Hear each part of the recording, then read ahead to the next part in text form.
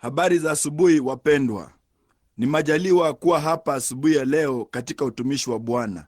Nasi tunatarajia na kutumainia kuwa na wakati mzuri sana. Nilikuwa ndio tu nimerudi kwenye kile tulichokuwa tukiita ofisi ya shemasi, ambamo sasa mna vinasa sauti, na nilikuwa nikizungumza tu na binti mmoja na mama yake kule nyuma, wanaotoka huko juu Joli, Illinois.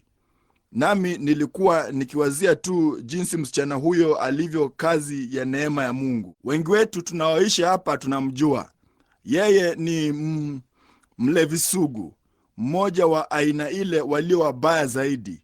Wala sijapata kusikia hadithi hiyo waziwazi hadi asubuhi ya leo, jinsi ilivyokuwa wakati alipoondoka jukwani.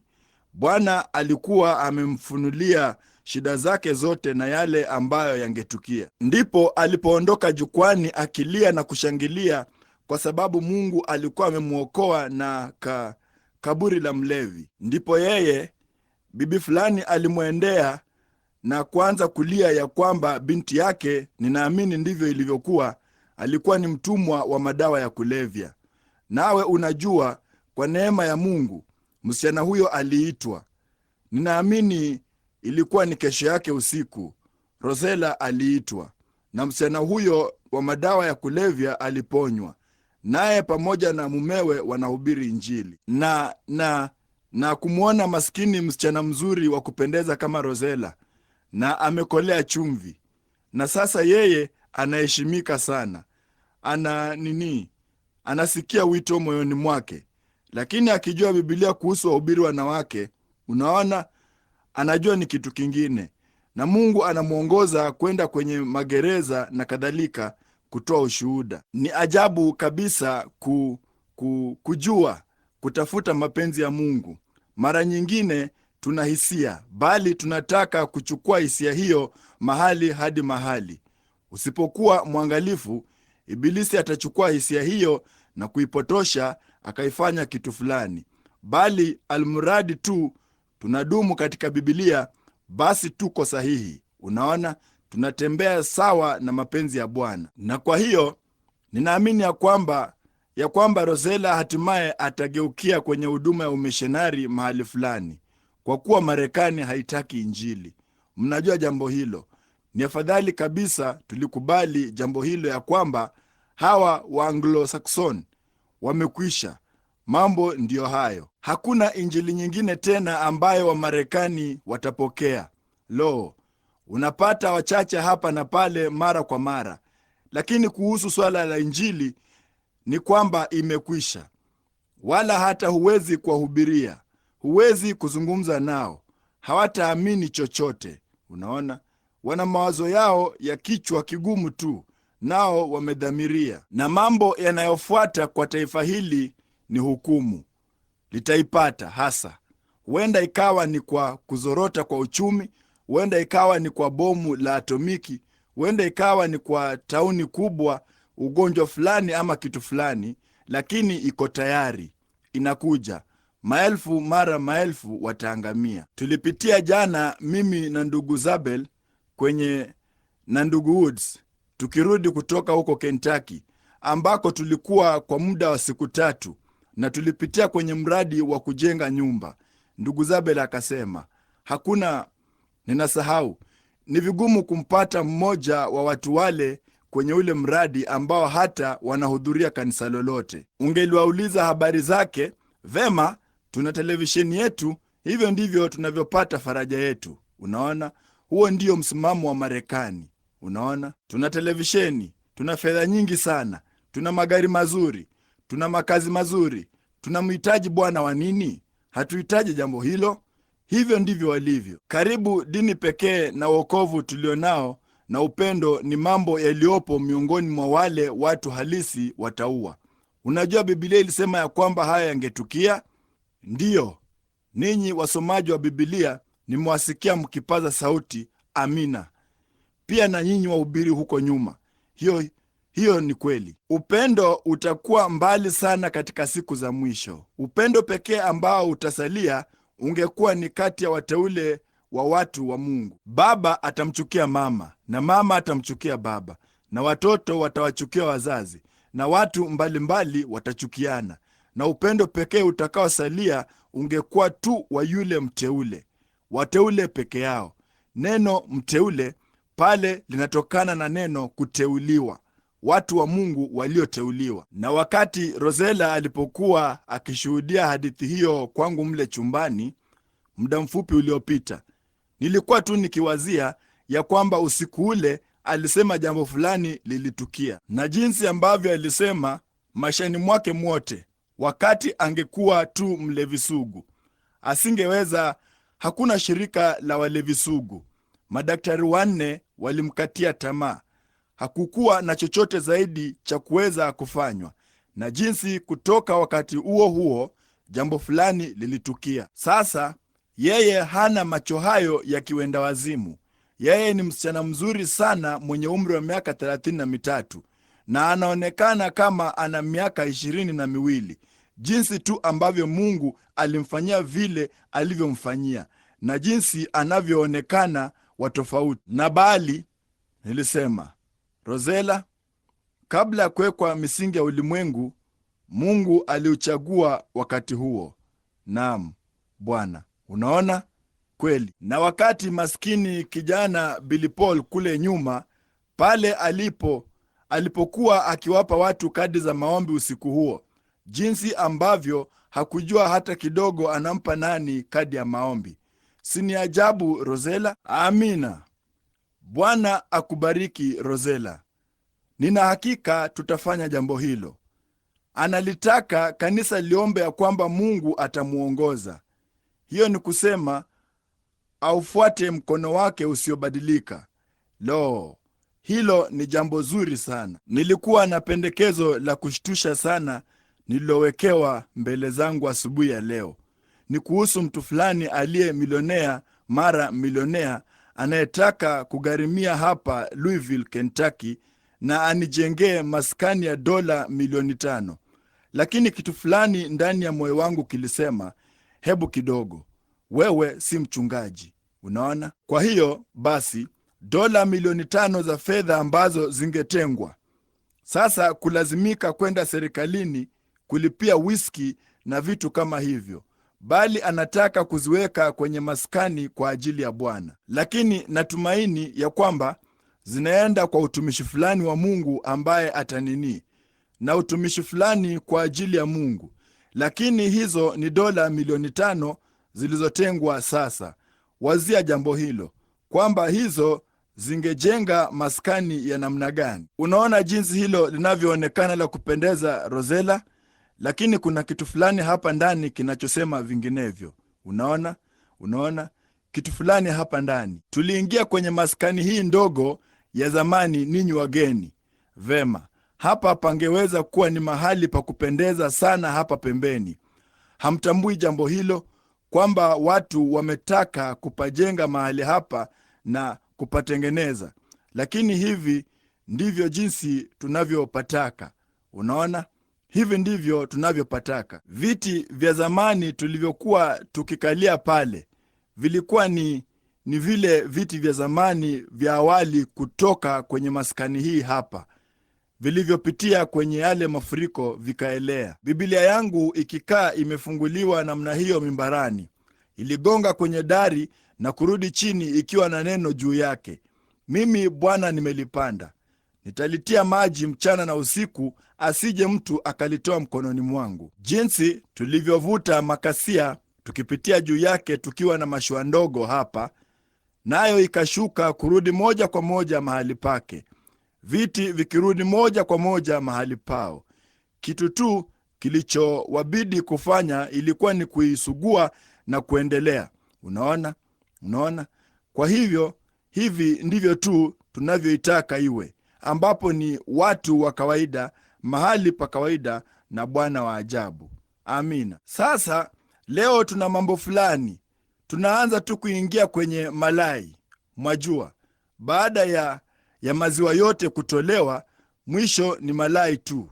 Pia kumbukeni, inahitaji maziwa kutoa malai. Mwajua, malai ni vitu vilivyomo ndani ya maziwa. Kwa hiyo tumekuwa kwenye mlango wa kwanza wa pili na tunaishia kwenye wa tatu, na tunaanza katika mlango wa 4 wa kitabu hiki maarufu cha Waebrania. Na jamani, mafundisho ya kitabu hiki tungeweza kudumu nacho, kwa sababu kwenye kifungu kimoja kwa muda wa miezi mitatu, na kuonyesha tu ya kwamba Biblia nzima inashikamana na kila kifungu katika Biblia. Je, uliwahi kuwazia jambo hilo? Hakuna hata kifungu kimoja unachoweza kuwekea kidole chako, ila kile kwa neema na msaada wa Roho Mtakatifu, kwamba tunaweza kuunganisha Mwanzo hadi Ufunuo moja kwa moja ndani ya hicho. Hakuna kitabu kingine chochote kilichoandikwa mahali popote kinachoweza kufanya hivyo. Na kihisabati na kijiografia, kwa kila njia, hakuna kitabu katika Biblia kilichoandikwa kama Biblia. Hakuna kitabu ulimwenguni, ninamaanisha, kilichoandikwa kama Biblia. Hakuna chochote. Hesabu za Biblia zinapatana kikamilifu, hata tu milango na alama za kutenga maneno, na kila kitu ni kikamilifu. Sivyo ilivyo kwa kitabu kingine. Usingeweza kusoma mlango wake mmoja bila kujipinga wenyewe, bali hakuna kuhitilafiana hata kumoja katika Biblia nzima. Nayo iliandikwa na watu wengi wengi wengi, na walioachana kwa mamia na mamia na mamia ya miaka, bila kujua kipande kimoja, mmoja alichoandika hapa na mmoja alichoandika hapa na mmoja alichoandika hapa.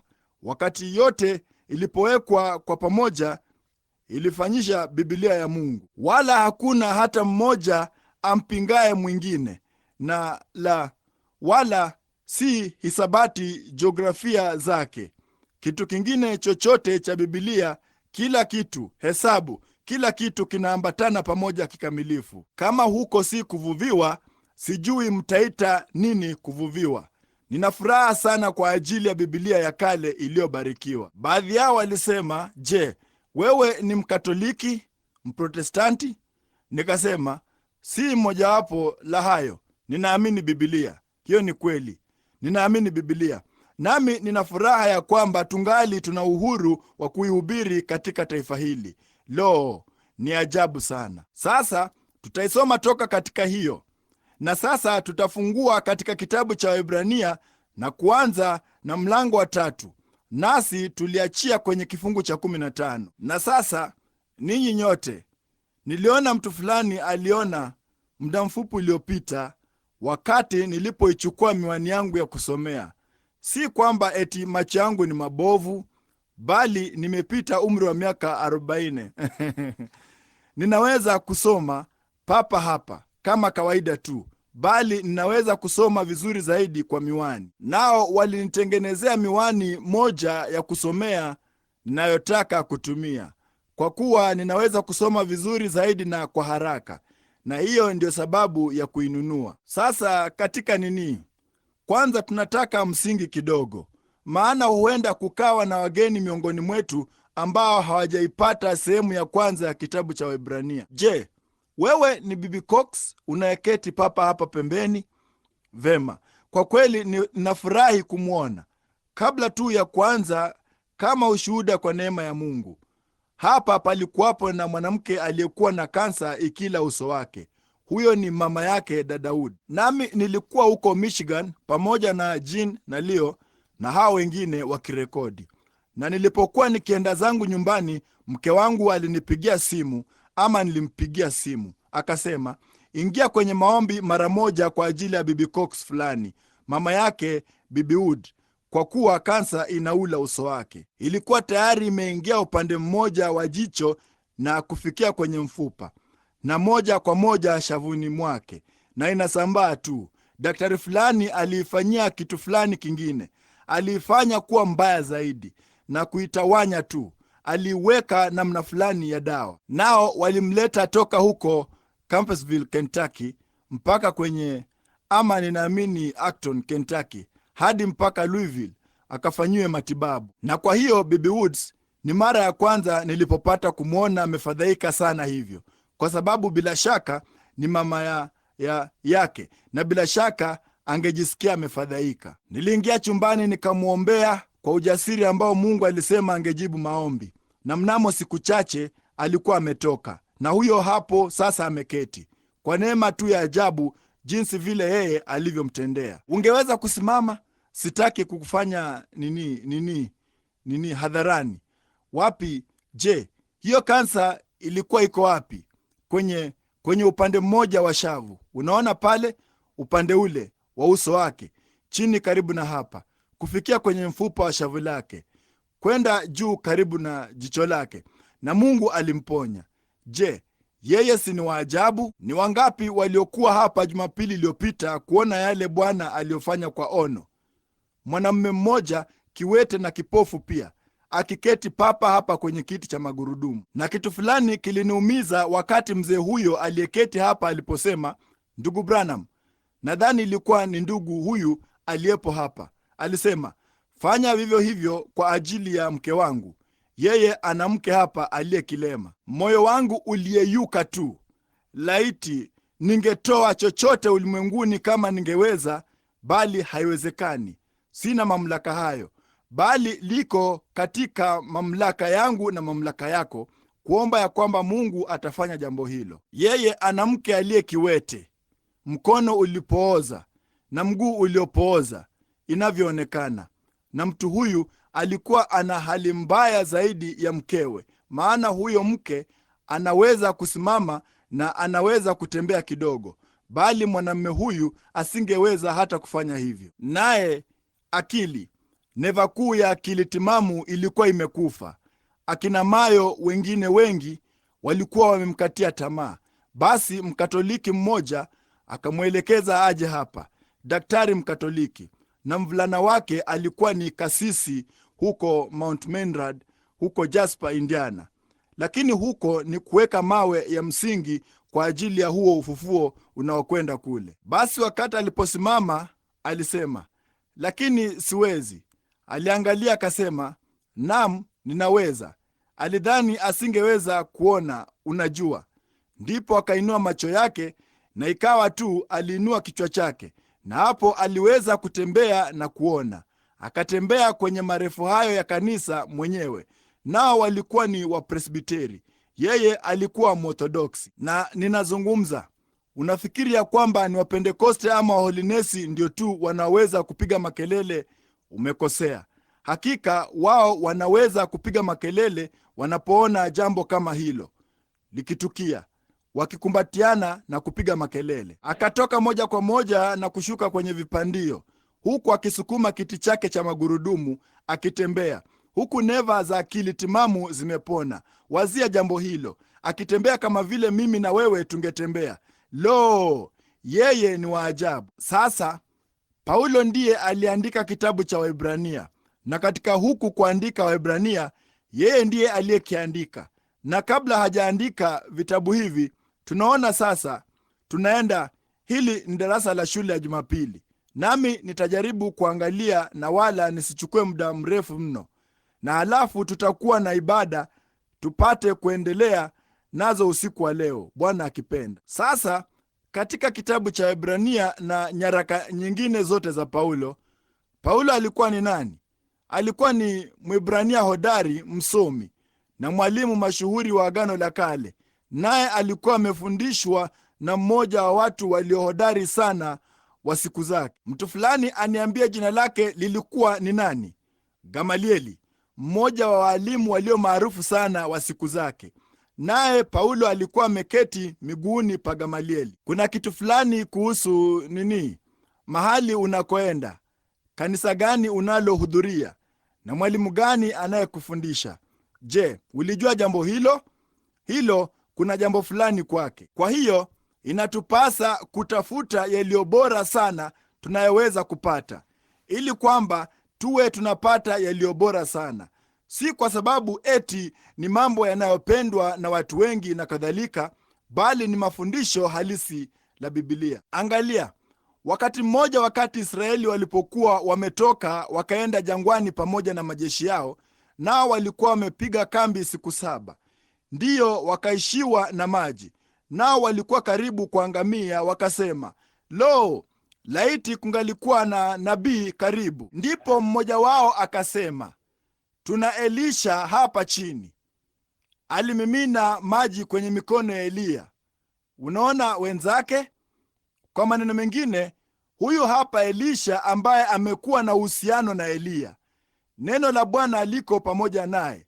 Unalipata? Alikuwa amefundishwa vizuri. Ndipo akasema, yuko hapa, hebu na tushuke twende tumtake shauri, kwa kuwa mwalimu wake alikuwa ni Eliya, naye ana mafundisho ya Eliya ndani yake. Unaona inaleta tofauti gani?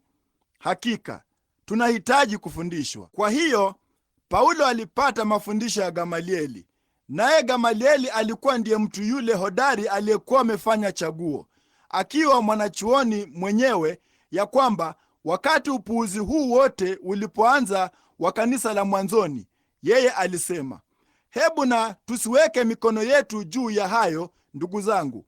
Kama si jambo la Mungu litashindwa hata hivyo, lakini kama ni la Mungu, nasi tunalipiga vita, tutajikuta tukipigana na Mungu. Unaona, alikuwa amepata mafundisho mazuri. Paulo alikuwa amekulia chini ya mtu huyu, naye alijua ya kwamba Paulo alikuwa ni mwalimu mashuhuri.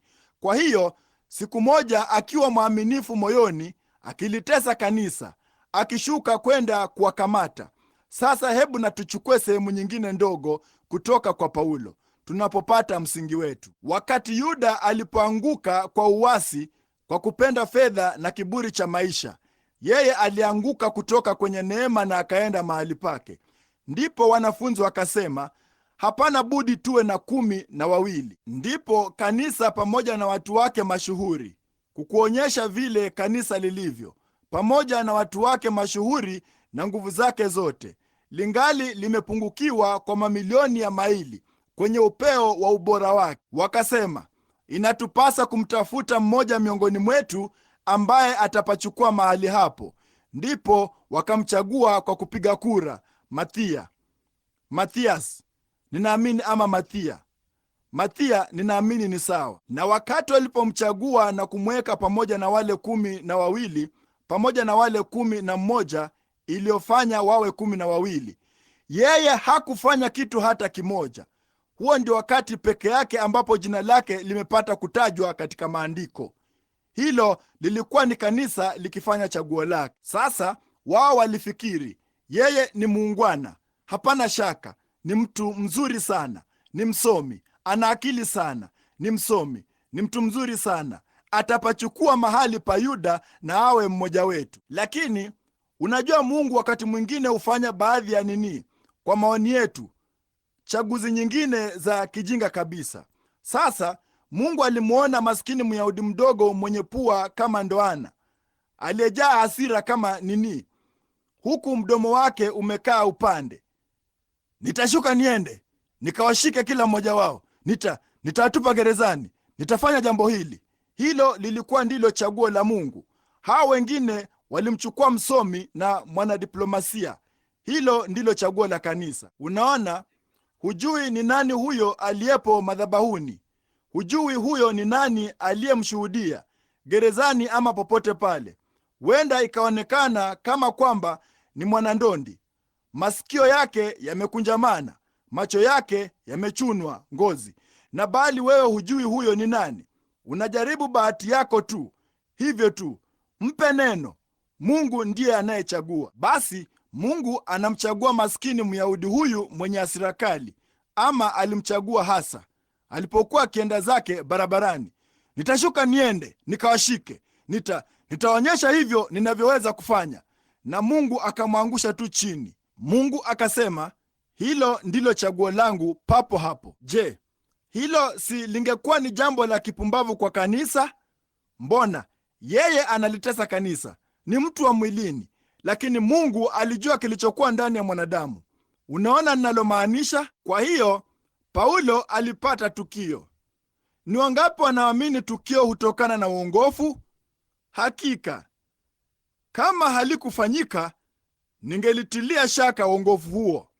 Uongofu huleta tukio, wala huwezi kulipangia kwenye kitu chochote. Sasa mara nyingine huenda ikawa ni kupiga makelele, mara nyingine huenda ikawa ni kunena kwa lugha, mara nyingine huenda ikawa ni kulia kwa furaha, Mara nyingine huenda ikawa ni kuugua. Hujui ni tukio gani. Kwa hiyo usijaribu kulipangia, kwa sababu kila mmoja wenu amethibitika kwamba amekosea katika jambo hilo. Ninyi wa Methodisti, nanyi Wabatisti, ninyi wa Nazarayo na Wapentekoste. Nimeona watu wakipaza sauti kwa nguvu sana walivyoweza kupaza sauti, na wakuibie dhahabu kwenye meno yako kama wangeweza. Naam Bwana, nimeona watu wakinena kwa lugha kama kumwaga mbaazi juu ya ngozi kavu ya ng'ombe, na kwa kweli wana kipande cha tumbaku upande mwingine wa kinywa, na wakate koo lako kama wangaliweza kufanya hivyo. Hiyo ni kweli. Kwa hiyo mambo hayo hayajanini. Hakuna thibitisho kwamba unaweza kuthibitisha jambo hilo. Ni kwa maisha tu mtu huyo anayoishi. Kwa matunda yao mtawatambua. Kwa hiyo haya yote ni juu ya Mungu. Yeye huchagua, anayakusanya mambo hayo pamoja, na hivyo ndivyo ilivyo.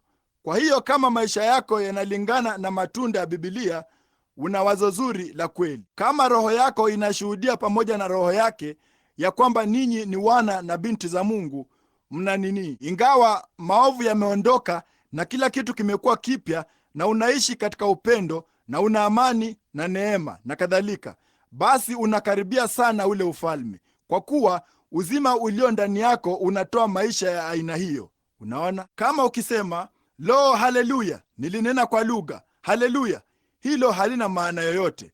Hilo halina maana zaidi na vile ungetoka uende hapa nje na kupiga wimbo kwenye gita ama chochote kile.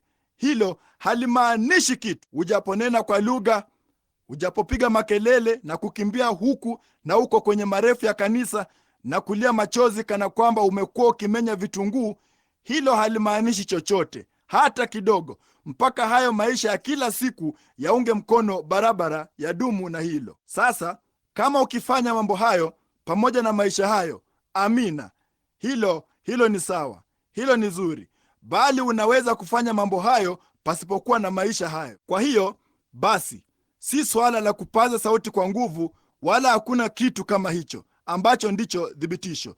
Yesu alisema, kwa matunda yao mtawatambua. Na tunda la Roho si kunena kwa lugha.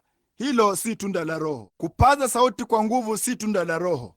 Kulia si tunda hili la Roho, bali upendo, furaha, amani, uvumilivu, wema, utu wema, imani, upole, kiasi. Hayo ndiyo matunda ya Roho. Unaona, hayo ndiyo matunda ya Roho. Vema, sasa sababu ya sisi kuwa na mambo haya, watu wanapenda kuunda madhehebu. Unaona, vema, tutayaunda. Mungu atukuzwe. Wote wanaamini jinsi sisi tunavyoamini, tutaelekea huku. Wote wanaamini jinsi sisi tunavyoamini, tutaelekea huku.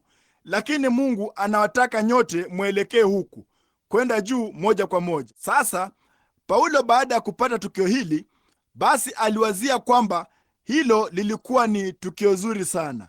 Sasa jinsi, hebu na tunukuu tukio hilo kidogo. Paulo alikuwa akienda zake Dameski kuwashika watu fulani kule chini, maana injili ilikuwa imesambazwa kule.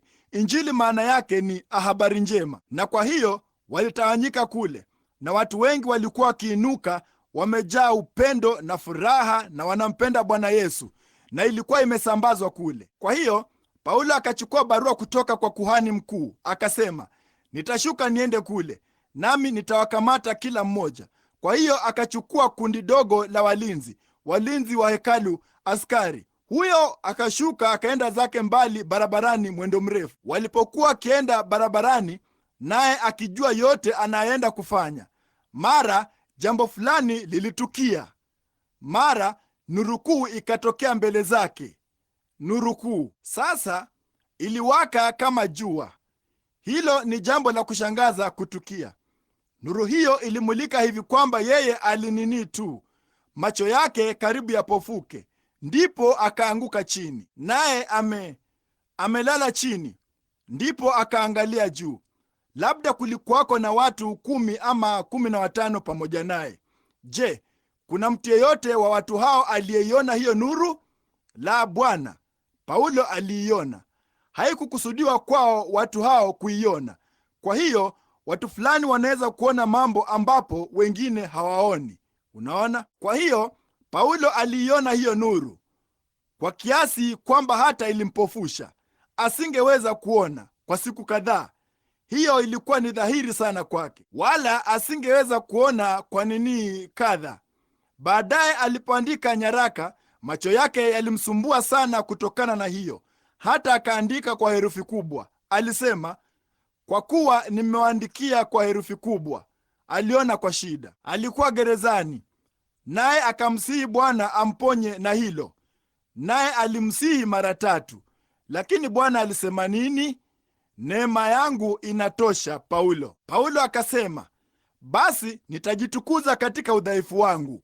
Kwa maana alisema, nisije nikajitukuza juu ya wingi wa ufunuo. Nilipewa mjumbe wa Ibilisi, mwiba mwilini unaonisumbua. Angepata nafuu kidogo, kisha yanaanza tena kusumbua. Maana yake ni pigo baada ya pigo, kama chombo baharini. Unajua, mawimbi hukipiga, unaona pigo baada ya pigo. Naye angepata nafuu, na kisha yamsumbue tena, kisha anapata nafuu, yanamsumbua tena. Akasema, Bwana, kuna nini? Mbona huniondolei kitu hiki? Akasema, neema yangu inatosha Paulo, endelea tu, ingedumu. Akasema, sasa kama ningalikuwa tu mkamilifu na kila kitu ni kikamilifu. Kasema, basi niliposonga mbele na maisha, ningejivuna na kusema, mnaona, sina shida yoyote, Bwana ananitunza. Ndugu, haleluya! Hapa sasa unakuwa mwenye kujihesabia haki. Mungu hana budi kukupa kitu fulani kidogo mara moja, ili kwa namna fulani akunyenyekeze kidogo. Wajua, hiyo ni kweli. Kwa namna fulani kukufanya utambue ya kwamba yeye ndiye bosi. Yeye si ni wa ajabu?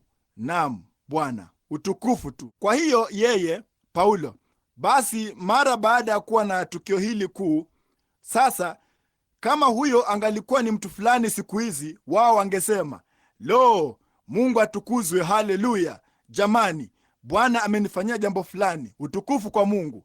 Lakini si Paulo. Yeye alikuwa ni msomi wa Biblia. Ujuzi huo hauna budi kulingana na neno la Mungu. Naam Bwana, kama hauambatani kabisa na Biblia, si kuangalia tu hapa useme, ndiyo, hili papa hapa kabisa, Mungu ahimidiwe, nimelipata. Naam, hivyo sivyo Mungu anavyolitoa.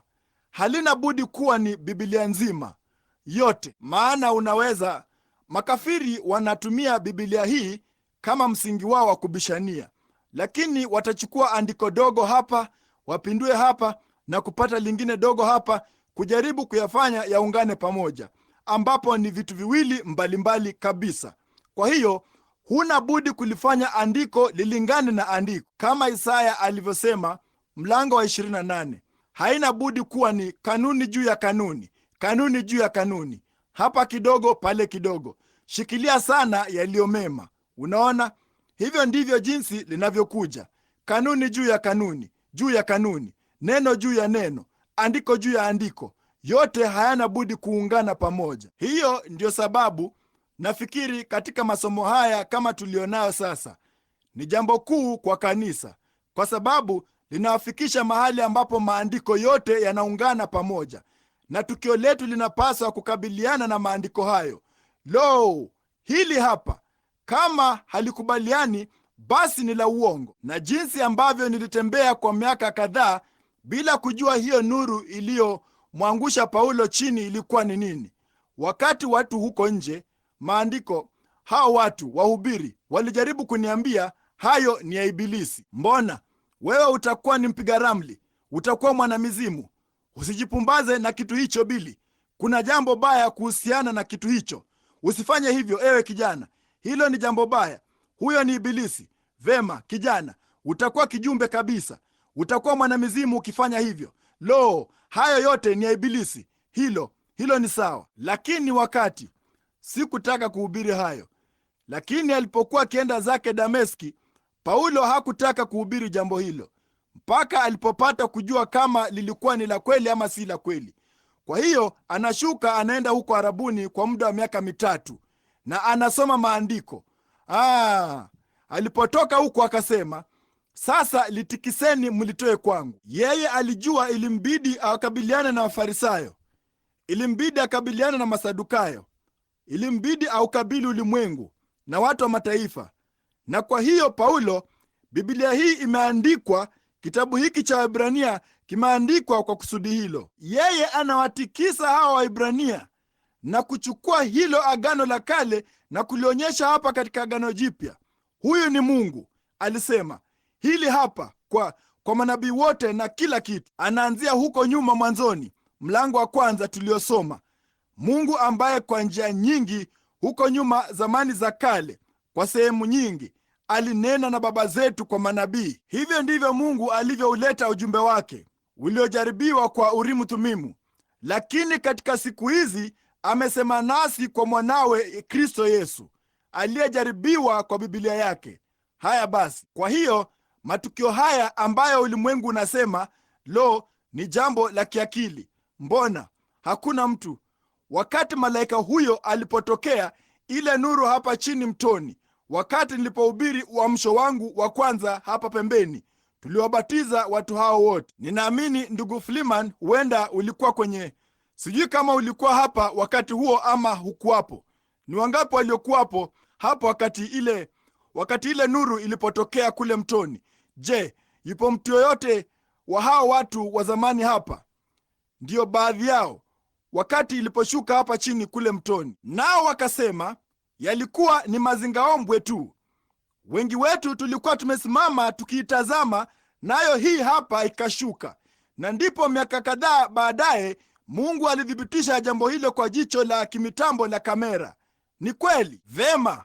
Je, ni hadithi fulani ya kutunga?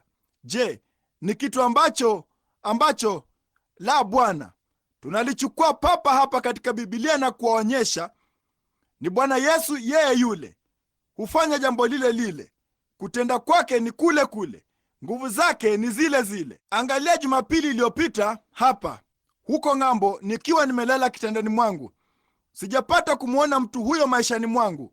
Ilitoka ikasema kuna mtu maskanini, naye ana mvi, ana nywele nyeusi, anaanza kupata mvi. Yeye ni kipofu, wala hawezi kutembea, yuko kwenye kiti cha magurudumu. Mtu mwenye nywele nyeusi alimtuma aje, daktari fulani, Daktari Ackerman, mtu mwenye nywele nyeusi, Mkatoliki, alimwelekeza mtu. Aliketi moja kwa moja pale, na Bwana asema hivi, akasimama, akatoka akiona kwa macho yake na kila kitu. Ni kitu gani kilichofanya hivyo? Malaika yule yule yupo hapa, yule yule aliyemwangusha chini Paulo njiani akienda zake Dameski. Anaishi katika kanisa lake na watu wake siku hizi. Ni maandiko yakilingana na maandiko. Hivyo ndivyo inavyopaswa kuwa. Tuna watu walio vuguvugu. Tunafikia jambo hilo punde si punde. Tuna jambo lenye kilindi mbele zetu. Laiti tungaliweza tu kuliingilia leo na usiku wa leo. Sasa limeanza kuingia kwenye maji yenye kilindi, ambapo unajua, nilipokuwa mvulana mdogo, nilikuwa na kidimbwi kidogo huko nyuma ya mahali pale, nami ningeenda huko, na sisi sote watoto wadogo tungeingia uchi, wadogo yapata umri wa miaka 6-7. Nasi maji yana kina kiasi hiki. Hayakuwa chochote zaidi ya kuwa mahali pa kugaagaa nguruwe mwitu. Nami nilikuwa na sanduku la sabuni pale. Ningeonyesha kwamba niliweza kupiga mbizi. Ninashika pua yangu na kupiga maji nikiendelea namna hiyo, na tumbo langu dogo lingepiga kwenye matope, wajua, na yangeruka tu kila upande. Nikamwambia baba yangu niliweza kuogelea. Akanichukua kwenda kule nyuma siku moja, akasema, ninataka kukuona ukiogelea. Nikaruka pale, wajua, nikavua nguo zangu, kichaka kidogo, makazi ya panzi, kisha nikatelemka mbio, nikayaingia maji. Nilikuwa nikirusha matope hayo yakiruka kila upande, na baba alikuwa ameketi kwenye kalvati. Aliketi pale na kuniangalia kwa dakika chache, kasema, toka kwenye shimo hilo la maji na uende ukaoge, kisha uende nyumbani. Unaona? Vema. Hivyo ni kama tu vile baadhi yetu sisi watu tunaojiita wa Kristo tunagaagaa matopeni. Hiyo ni kweli. Mradi tu umetiwa nanga, mimi ni Methodisti, mimi ni Mpentekoste, mimi ni Mpresbiteri, nina thibitisho, ninaye. Unagaagaa matopeni. Siku moja nilikuwa na mjomba wangu. Kwa muda mrefu nilimwambia. Yeye alikuwa na umri wa miaka 15, 16. Tulikuwa tuko mtoni. Nikasema, mjomba Lak, ninaweza kuogelea. Nami nilikuwa nimeketi nyuma ya mashua. Unajua, nilijisikia vizuri na salama. Alitwaa tu kasia akanisukuma nje kwenye kama futi 10 za maji. Hapo basi mambo yalikuwa ni tofauti. Kupiga maji kote, kupiga makelele kote ulikowahi kusikia maishani mwako. Siku moja utasukumwa nje. Afadhali ujue mahali unaposimama. Naam Bwana, kama unamjua yeye, ni afadhali umjue sawasawa.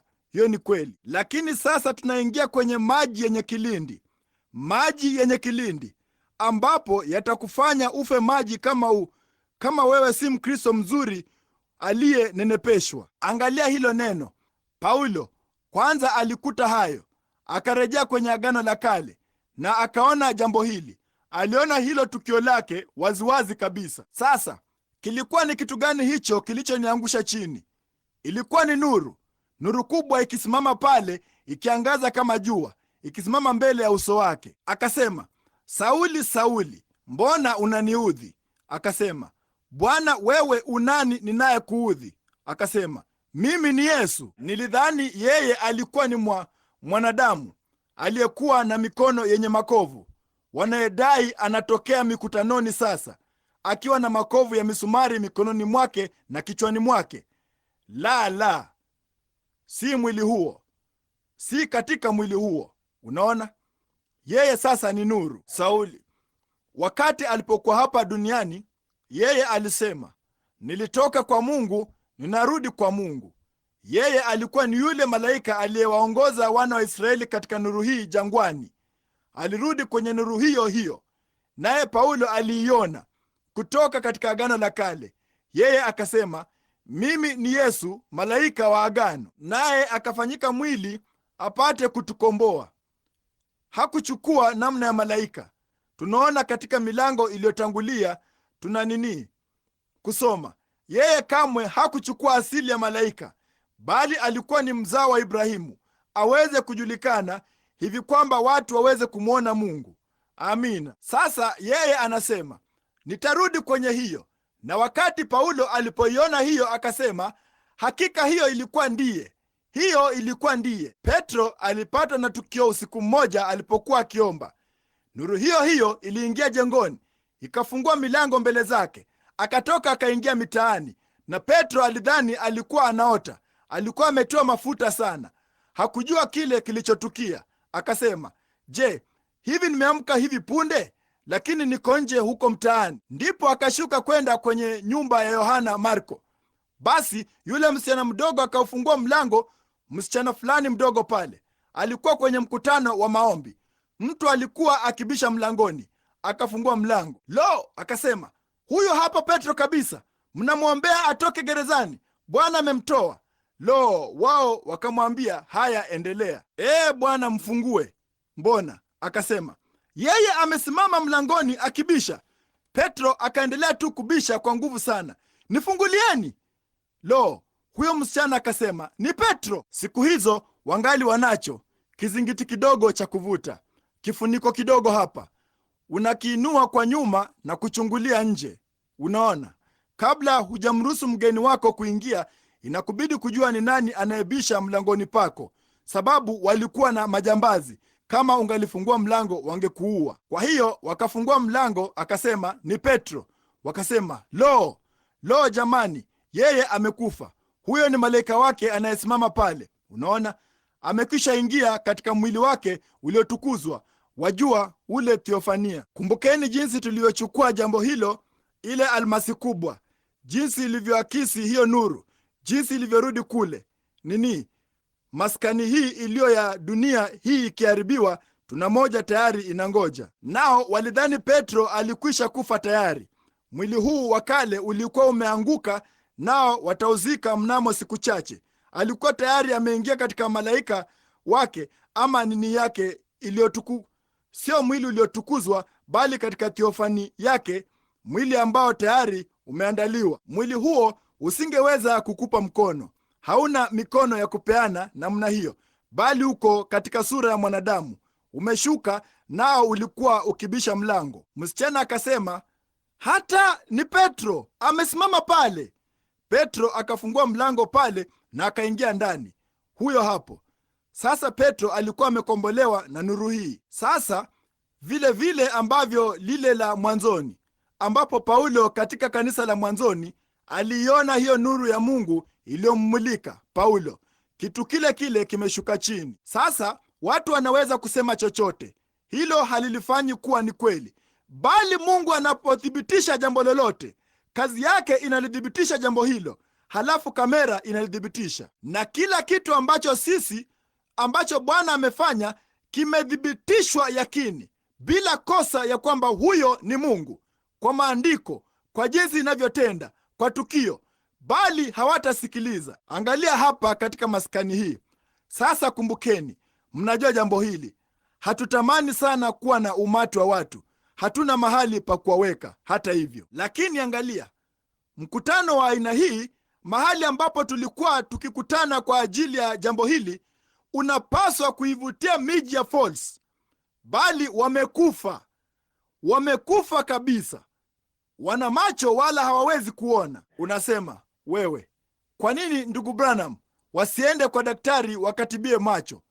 Hawezi kutibu aina hiyo ya kuona. Yesu alisema, kama mngalinijua mimi, mngalijua na siku yangu. Akasema, enyi Mafarisayo vipofu, mnaweza kuutambua uso wa mbingu, bali ishara za wakati hamwezi kuzitambua. Je, hilo linapita juu ya kichwa chako?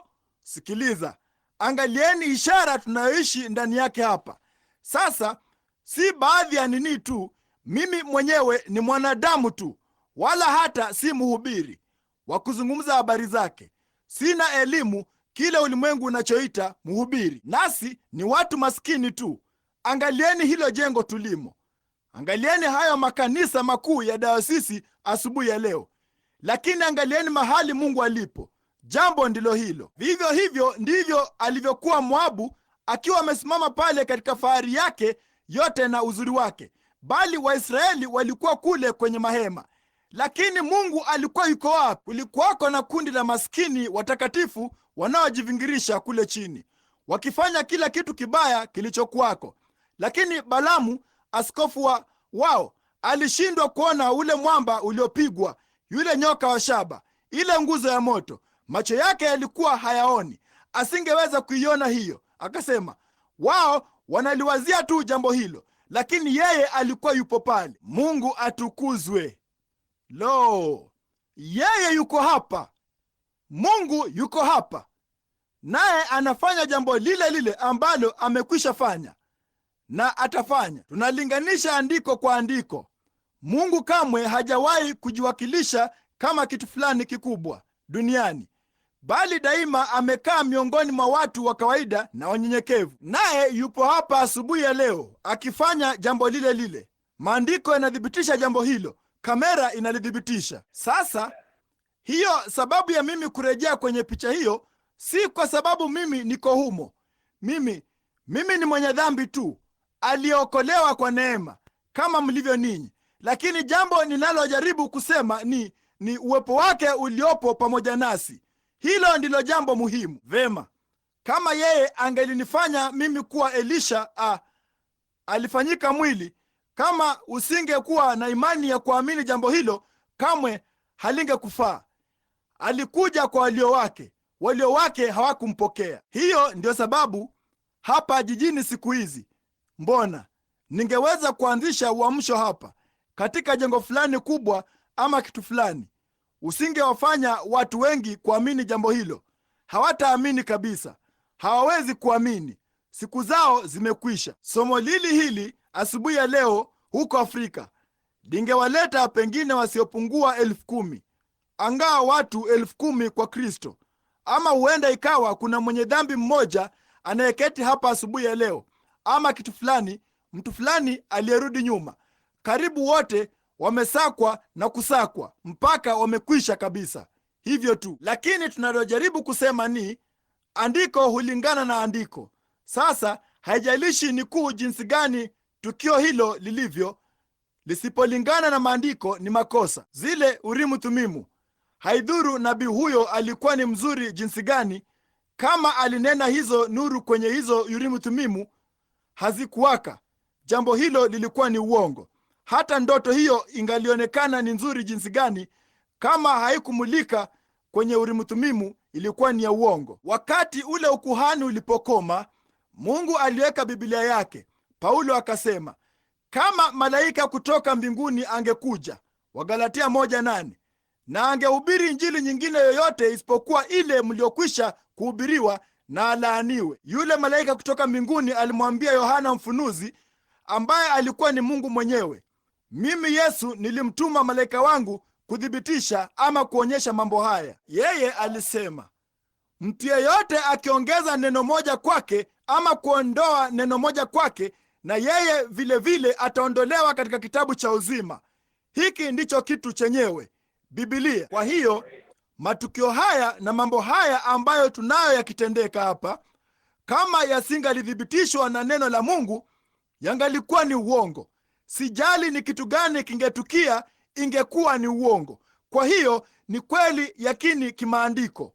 Lo, nina furaha sana mimi ni mshiriki wa ule mwili mkuu wa Kristo. Sasa hebu na twende sasa, tunafikia kwenye somo. Sasa tuliishia hapa ambapo yeye alisema, kwa kuwa tumezungukwa sasa. Samahani, hilo nilikuwa nikinukuu mlango wa 12. Nimekuwa nikiusoma bali sijausoma kindani. Mimi ndugu Norman anayekaa nyumbani kwangu kule juu, naye anajua ya kwamba ndio kwanza niingie jana, na hawa ndugu wanajua kule chini ndio kwanza niingie. Wakati pekee niliopata wa kusoma maandiko ulikuwa ni wakati nilipoketi papa hapa dakika chache zilizopita. Hiyo ni kweli. Sijifunzi, ninamngojea tu Roho Mtakatifu ayatoe jinsi anavyotaka. Anajua mahali mtu huyo alipo, ambaye anapaswa kulipata. Kwa hiyo kama nina jambo fulani niliazimia niani mwangu nitakalosema, basi ni makosa. Lakini kama nikimwachia tu yeye afanye jambo hilo, atalichukua moja kwa moja mpaka mahali ambapo ni pake. Unaona, msifikiri mtakayosema, kwa maana si ninyi mnaonena, ni Baba yenu anayekaa ndani yenu ndiye anayenena. Sasa mlango wa mwisho, mlango uliotangulia, tulisikia jambo hili ya kwamba sisi je, tutapataje kupona tusipojali wokovu mkuu namna hii, ambao kwanza ulihubiriwa kwetu na Bwana Yesu na yeye pamoja na wale waliomsikia. Mambo yale yale aliyofanya Yesu, kuwaonyesha mambo yayo hayo kama yale yanayotukia hapa, malaika yule yule wa Mungu, kazi zile zile, thibitisho lile lile, kila kitu vile vile, kila kitu kilichukuana, injili ile ile, sawasawa kabisa na neno. Kama hilo lilifundishwa na Bwana kisha likathibitishwa na wanafunzi wake ambao tumewasikia, Paulo akiwa ni yeye yule, sisi je, tutapataje kupona tusipoujali wokovu mkuu namna hii? Sasa Paulo alikuwa akiwaambia hayo wasikilizaji wake wa Kiebrania. Sasa hawakuwa na vinasa sauti siku hizi kama tulivyo navyo hapa, bali walikuwa na waandishi waliokuwa wameketi pale wakiandika wakati Paulo alipokuwa akilihubiri. Na hivyo ndivyo ilivyo papa hapa. Tunalipata kwa vinasa sauti, na kanda hizi zinasambazwa ulimwenguni kote. Unaona, kuonyesha ya kwamba ni kweli dini yetu si ya bure, ni Yesu Kristo yakini aliyefufuka, jambo lile lile. Sasa haitupasi kutoujali. Sasa usiondoke tu kanisani leo na kusema, vema, kwa namna fulani ninafurahia kwenda kule, ninapenda huko kuimba, na hawa watu walioko kwenye maskini kanisa hilo dogo la zamani ni waungwana sana. Usifanye hivyo ndugu. Hebu achilia moyo wako uwake moto, useme, hapa sina budi kufanya kitu fulani kuhusu jambo hili. Sina budi kutoka niende nione kama ninaweza kumfanya mtu fulani aokoke. Wala usitoke ukisema, Mungu atukuzwe, msipotubu mtaangamia. Hapana, liendee kwa utu wema. Iweni na hekima kama nyoka na wapole kama hua. Unaona, hivyo ndivyo mnavyopaswa kwenda. Mwendee mtu huyo kama anafuga kuku, mzungumzie kuhusu kuku kwa muda kidogo. Unaona, na baadaye basi muda si muda, unajua, mtakuwa mkinena habari za Bwana. Kama yeye ni mkulima, zungumza kuhusu shamba lake. Kama anauza magari, zungumza juu ya magari yake kwa muda kidogo. Una magari mazuri kweli kweli, na kadhalika. Unaona, mpaka utakapoishika hiyo roho. Wakati baba anaposema, sasa huo ndio wakati wa kumkaribia kuhusu nafsi yake, unaweza kumalizia. Unaona, hilo ni gari zuri. Unajua, usafirishaji siku hizi umekuwa ni jambo muhimu.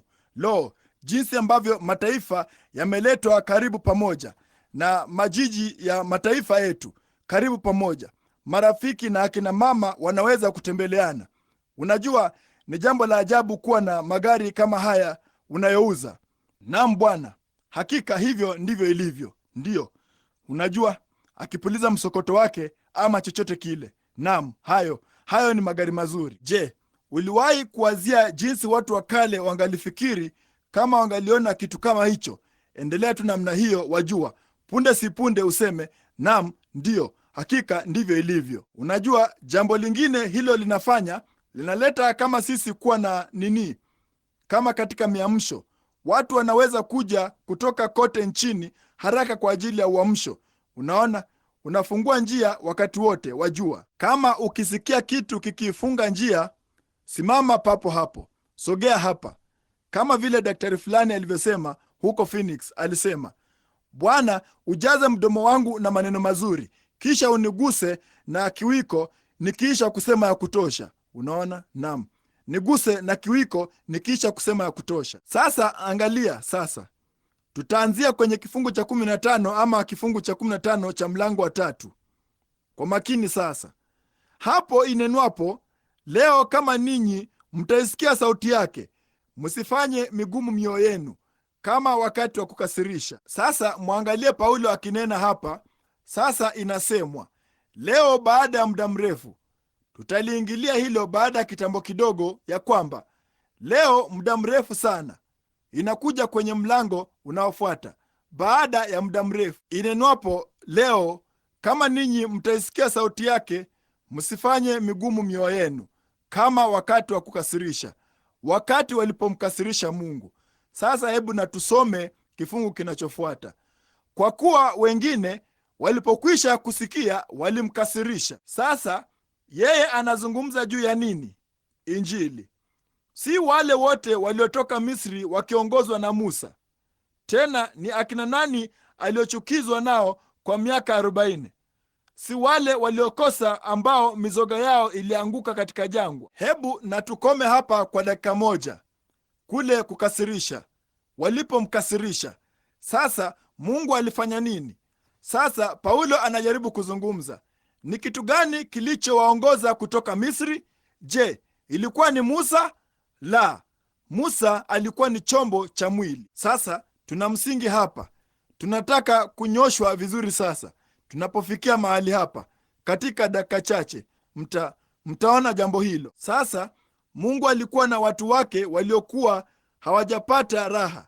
Walikuwa huko Misri, walikuwa wameondoka kwenye nafasi yao sahihi, walikuwa nje ya nchi ya wenyeji wao, walikuwa ni wageni na wasafiri. Naye Mungu alikuwa anaenda kuwatoa huko walikozuiliwa, huko Misri, kuwapeleka hadi kwenye nchi ya wenyeji wao. Mfano wa siku hizi, sisi tunahangaika hapa, hapana muda mrefu, maskini wavulana wenye mikono minene wakicheza marumaru, wasichana wadogo wakiwa na wanaserere wakicheza. Muda si muda, wajua, unamvi na unapata makunyanzi. Pana kasoro fulani hapa. Hapa si nyumbani, tuko mahali pasipotupasa kuwa. Hiyo ndio sababu tunasema sisi ni wasafiri na wageni. Jambo fulani limetukia. Maskini bibi mmoja mdogo alisema asubuhi ya leo huko chumbani, jinsi ambavyo watu humcheka wakati fulani. Nikasema, lakini dada mpenzi, wewe si mmoja wao, sisi ni watu tofauti. Msichana wangu mdogo alisema, baba, wasichana fulani walifanya mambo fulani waliofanya. Nikasema, lakini angalia mpenzi, walikuwa na sahani hizi za santuri za Elvis Presley. Nikasema, nisingezitaka nyumbani mwangu. Akasema, lakini baba, wao ni wasichana wadogo wazuri. Nikasema, huenda wakawa, Sina neno la kusema dhidi ya jambo hilo, lakini kuna jambo moja: sisi tuko tofauti. Sisi tuko tofauti, si eti kwamba tunataka kuwa tofauti, bali Roho aliye ndani yetu ametoka kwenye mambo hayo. Wewe ni wa ulimwengu mwingine. Ninapoenda Afrika, siwezi kuzoea maisha yao wanaoishi.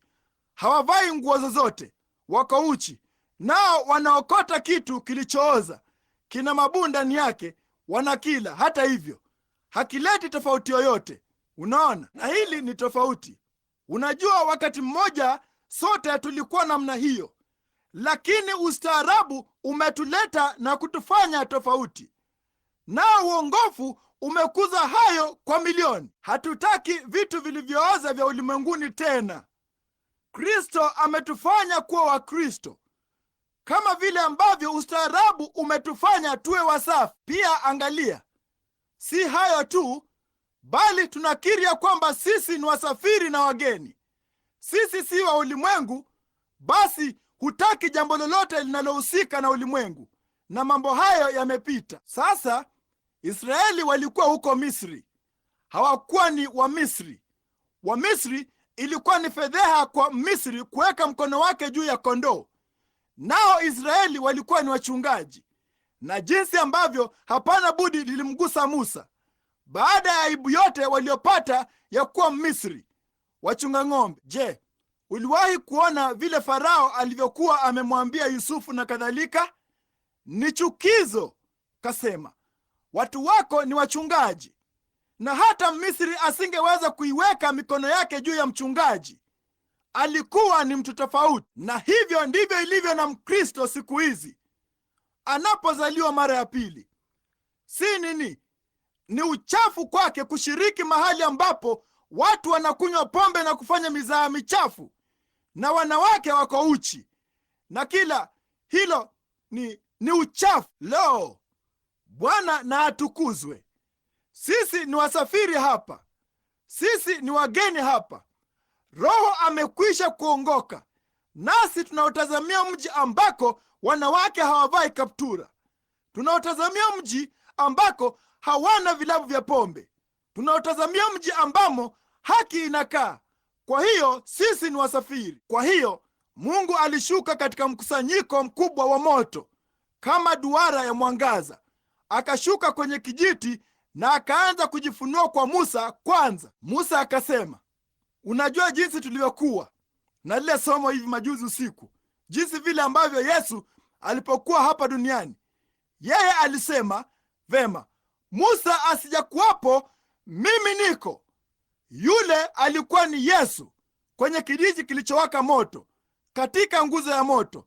Ni Yesu leo, yeye yule, naye alijifunua mwenyewe katika nguzo ya moto. Ndipo Musa akapata tukio, anashuka kwenda Misri, anaihubiri Injili, habari njema, na ishara na maajabu yalimfuata. Unalipata jambo lile lile siku hizi. Si hilo tu, bali hawa Waebrania walitoka wakatembea katika nuru, waliongozwa na nguzo ile ile ya moto, nayo Biblia ilisema ya kwamba msimjaribu Mungu. Angalia jambo hili, hebu nilisome hapo inenwapo, leo kama ninyi mtaisikia sauti yake, msifanye migumu moyo wenu. Sauti yake ikizungumza na moyo wako, kama wakati wa kukasirisha, wakati walipomkasirisha. Sikilizeni, kwa kuwa wengine baada ya kusikia walimkasirisha. Ni wangapi wanaojua ya kwamba Waisraeli walimkasirisha Mungu kwa kutokuamini kwao? Walinung'unika, walinini kabisa. Mungu alishuka akaenda moja kwa moja kule, na wakati walipo nini kabisa, jambo la kwanza waliingia katika shida. Hii hapa nguzo ya moto juu yao. Sijui kama wote waliiona ama hawakuiona. Angalau Musa aliiona, nayo ilikuwa juu yao, nao waliangalia. Na waliposhuka, tuseme kama hawakuiona, sijui kama waliiona ama hawakuiona, iliwatangulia. Biblia ilisema ilikuwapo pale. Ilisema ile nyota iliwatangulia wale mamajusi. Hakuna mtu aliyeiona ila wale mamajusi. Ilipita juu ya kila kituo cha uchunguzi wa nyota. Waliangalia majira kwa nyota. hakuna mtu aliyeiona ila wale mamajusi. Ilikusudiwa wao waione, na hao mamajusi ndio waliotumiwa hiyo nyota. Na nguzo ya moto ilitumwa kwa Musa, na Musa alitumwa kwa wana wa Israeli, nao walipaswa kumfuata Musa. Waliweza kumwona Musa, na Musa aliiona ile nuru. Hao hapo wakienda, nao walipokuwa wakitoka walifika kwenye bahari ya Shamu. Na lo, wao kamwe hawakuona ishara hizo zote za miujiza na mambo kadha wa kadha yakitukia wakati walipokuwa wangali kule chini katika nchi ile ya kale ya Misri. Bali walipotoka wakaenda huko nje katika safari yao, ndio tu wameongoka na kutolewa. Ndipo muda si muda, unajua, waliingia katika shida. Mungu anapenda kukuingiza katika shida. Yeye anapenda kushusha shida aone utakalofanya kuhusu jambo hilo. Kwa hiyo aliweka tu kizuizi cha bahari ya Shamu, na muda si muda, unajua, akawaongoza, akawaingiza mahali hapa, kisha akamfungulia Farao awafuate. Unaona jinsi Mungu anavyopenda kufanya jambo hilo? Anapenda kuonyesha nguvu zake na upendo wake. Yeye ni Mungu, naye anapenda tu kukuonyesha wewe kwamba yeye ni nani. Amina. Na shida yake ni kwamba siku hizi watu husema, lo, siku hizo zimepita. La, Mungu anawezaje kujionyesha wakati unapofundishwa upuuzi kama huo? Bali Mungu anapenda kujidhihirisha mwenyewe. Hawa hapa wana wa Israeli wakaja wakitembea katika nuru, Musa akiwatangulia. Hao hapo, njooni, njia ndiyo hii. Mungu anaita, tunatoka, tunaenda kwenye nchi ya ahadi. Lo, haleluya! Hawa hapa wote wakipiga makelele na kurukaruka na wakiwa na wakati wa furaha, unajua. Na muda si muda, unajua, waliangalia nyuma na kusema, lo, vumbi lile ni la nini? Mmoja wao akapanda juu ya kilima akasema, lo, ole, ni jeshi la Farao. Mungu akasema, mnaogopa nini hivi? Hivi hamkuamini niliyotenda kule nyuma? Ni kitu gani kinawafadhaisha hivi? Kwa nini mnanikasirisha? Walipofika kule, Musa alitoka akaenda na kumsihi Mungu. Mungu akaifungua tu bahari ya Shamu, nao wakavuka. Akamfungia adui humo ndani. Hivyo ndivyo Mungu anavyofanya. Usiogope, usitaharuki, usiwe na wasiwasi. Unamkasirisha Mungu. Basi yeye alifanya nini? Inaonekana kama vema, tulikuwa na jaribio moja kubwa. Mungu atukuzwe, tulivuka, hatutakuwa na mengine. Tuko njiani kuelekea kwenye nchi ya ahadi. Ndipo akawaongoza moja kwa moja kuingia jangwani ambako hakuna maji. Ungeweza kuwazia Mungu akiwa na nani wake, akiwa na watu wake waliotakaswa watakatifu, aliongoza moja kwa moja akawaingiza kwenye mtego huu, kisha akawatoa kwenye mtego huo na akawaongoza moja kwa moja mpaka sehemu hii, mahali pasipokuwapo na maji, ambapo angeweza kuwachukua awapitishe kwa njia nyingine ambako kungekuwa na maji. Mbona angaliweza tu kuumba mto utiririke njia nzima kama angalitaka. Angaliweza kulipua kila mlima ukaleta shangwe, ukirusha maji futi 50 hewani kama angalitaka. Hakika angeweza, lakini kama angalifanya hivyo ingekuwa ni jambo rahisi sana. Lo jamani, jina la Bwana litukuzwe. Kwa nini Mungu aliacha jambo hili litukie? Ndugu Branham, ni kwa nini Mungu alifanya hivi? Mungu anafanya jambo hilo, mwache, endelea tu kusonga mbele. Hilo ni shauri la Mungu. Nyayo za mwenye haki zinaongozwa na Bwana. Naam Bwana, inaleta tofauti gani? Nimepoteza fedha zangu zote, ndugu Branham. Vema, Mungu atukuzwe. Hata hivyo, lo, nilifanya hili na hili likatukia. Dhoruba ilibomoa nyumba yangu. Mungu atukuzwe. Hata hivyo, Bwana alitoa, Bwana ametwaa, jina la Bwana litukuzwe. Endelea tu kusonga mbele. Yote ni utukufu wa Mungu. Mungu anajua analofanya. Hivyo ndivyo anavyotuongoza. Hiyo ni kweli. Lo jamani, najisikia kana kwamba ningesimama tu na kupiga mayowe. Hivyo ndivyo anavyowaongoza watoto wake wapendwa. Lo, je, unaweza tu kusikia? Sasa mimi si mwanasaikolojia, bali je, mnaweza tu kuhisi roho huyo wa kupendeza sasa akifurika kwenye jengo hili? Vipi kama macho yetu yangefunguka sasa hivi na kuangalia kila kinachosimama karibu na pande za kuta hizi, huku na huko kwenye marefu ya kanisa?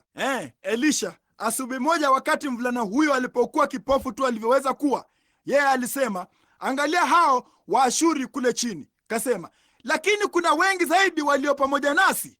Kasema, sioni mtu. Kasema, Bwana yafungue macho ya mvulana huyo. Aliangalia pande zote kumzunguka nabii huyo mzee. Mahali pote hapo milima ilikuwa ikiwaka moto na farasi wa moto na magari ya moto. Ndipo basi aliporidhika, akasema, tutatoka twende tu na tukawapige kwa upofu.